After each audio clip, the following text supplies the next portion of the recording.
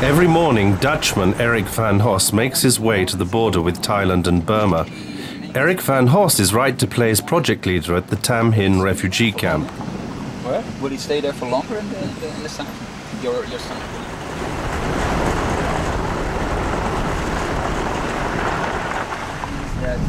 Due to the poor condition of the roads, this 35-kilometer journey takes Erik 1 hour. Sometimes the camp is cut off completely from the outside world as heavy rains make the roads impassable. The military checkpoint at the entrance of the refugee camp. We're not allowed to film here, so we must do so under cover. The Thai military do not appreciate these camps being filmed. Every visit to the camp is met by the same control, as authorization for his entry is obtained. Everything is okay, and we are allowed to proceed to the Tham Hin sports field. Morning training has already begun. Erik greets Ailey. She's a basketball trainer. Right to Play started sport training only a few years ago. It has so far helped 9,000 refugees see a better life. 9,000 refugees from a total 50,000 currently being held in Thai refugee camps. The Right to Play officials are not permitted to stay in the camps overnight. The Thai authorities have told us that we can stay here from 6 a.m. to 6 p.m. only. They're very strict, and we are obliged to follow these rules. Ailey is a married mother with 3 children. She's been here for 8 years. She's just one of the women refugees qualified as a Right to Play trainer. Ailey and her fellow trainers are now able to provide sports training to children between the ages of 5 and 18 with any additional assistance.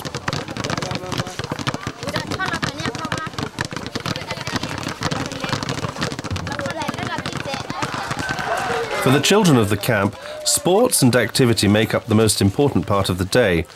Sport has a way of lifting these people out of desperation and the dullness of everyday life.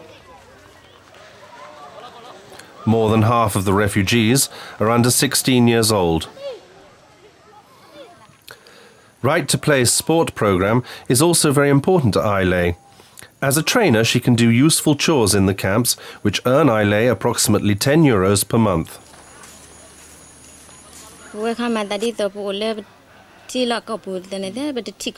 Before I fled to Thailand, I knew nothing about basketball. Years later, here in the refugee camp, I watched foreigners play basketball, and that interested me. I thought how much basketball could change my life in the camp. And as a trainer, I saw a possibility to pass on my love of basketball to others here. Who knows, perhaps one day I can teach the people in my village at home.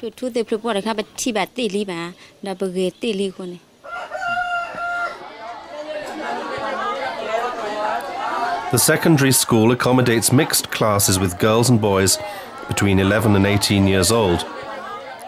Here they are taught English, amongst many other things, by teachers from the camp.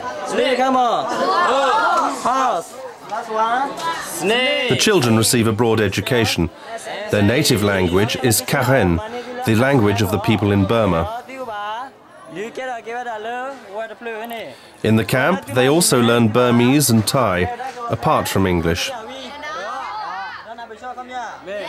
This is K. De Ter, a 17-year-old boy.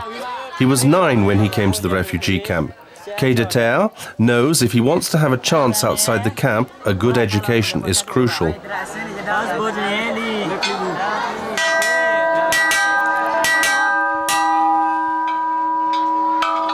K. De Ter explains that he really wants to be a teacher. However, where? I can't imagine teaching in Burma. The situation in my homeland is worse than ever. I hope that I can emigrate to another country and continue my studies there. How is life here in the camp?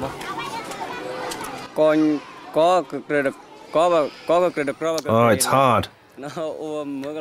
Our houses are so small and so close together, and there are so many people. Knowing that we are trapped here makes it very difficult. The refugee camp of Tham Hin, with its sport and playgrounds on one side, the river and the village on the other. Hardly anyone knew about this refugee village. It has remained a secret up to now. It is the first time that a television crew have been allowed to film here. Tham Hin and the other refugee camps do not paint a good picture for Thailand. The refugees are not legally recognized and have remained trapped in these camps now for 8 years. Just like convicts, they have lived here since they were driven from their homes by the Burmese military in 1997.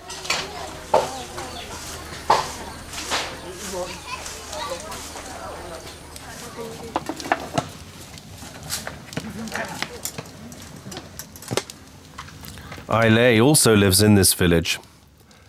She prepares the morning meal for her children, one of 2 meals in the day.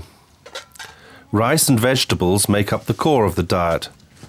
There is no fish, there is no meat. With the small wages Aile earns as a right-to-play trainer, she can buy food in the vegetable store in the village.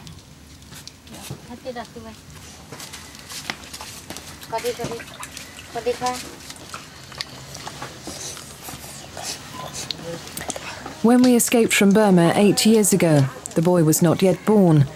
The younger girl was just 1, the older 3 years old. Aile would gladly offer a better life to her children.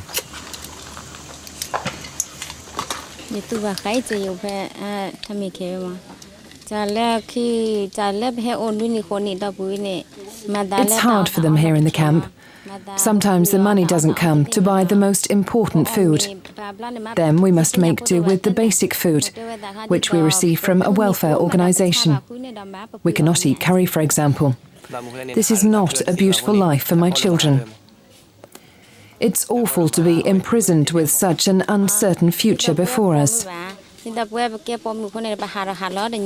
see the children locked up here, not to be able to go out, troubles me.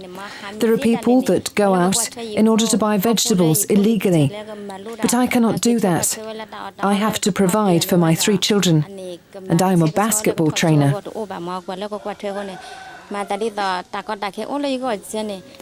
There is no time to leave the camp. Then there is the risk that I will be seized by the Thai authorities. Therefore, I must remain here the whole time.